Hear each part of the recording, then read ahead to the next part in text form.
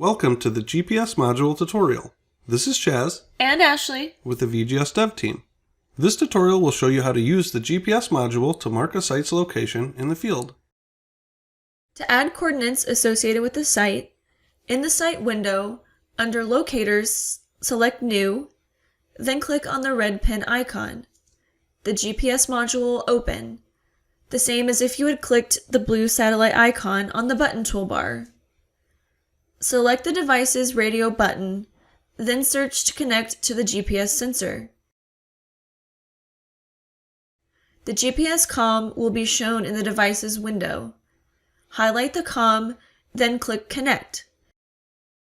If this will be the preferred GPS option, toggle on Preferred, then click Save.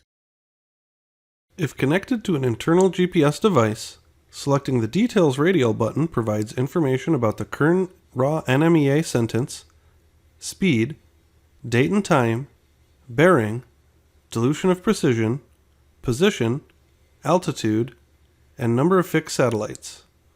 Selecting the Options Radio button shows the current number of fixed satellites and estimated precision. In this window, you can edit the minimum number of satellites needed to provide your location, the required dilution of precision, default zone, datum, and point averaging. If you are in a canyon, you may need to reduce the minimum number of satellites needed for VGS to provide your location. The radio buttons for degrees, minutes, seconds,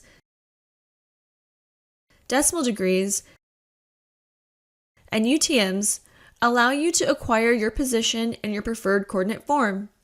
Choose your preferred coordinate form, click Acquire Position, then select.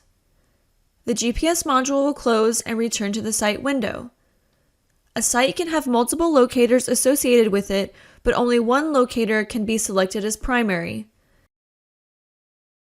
Notes about each location can also be added.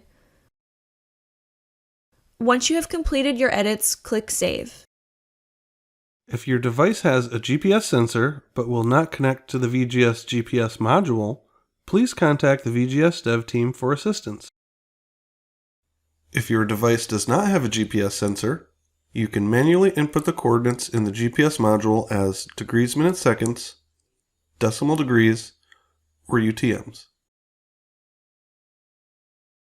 Thank you for watching this tutorial. For user support, please contact the VGS dev team at vgs.arizona.edu.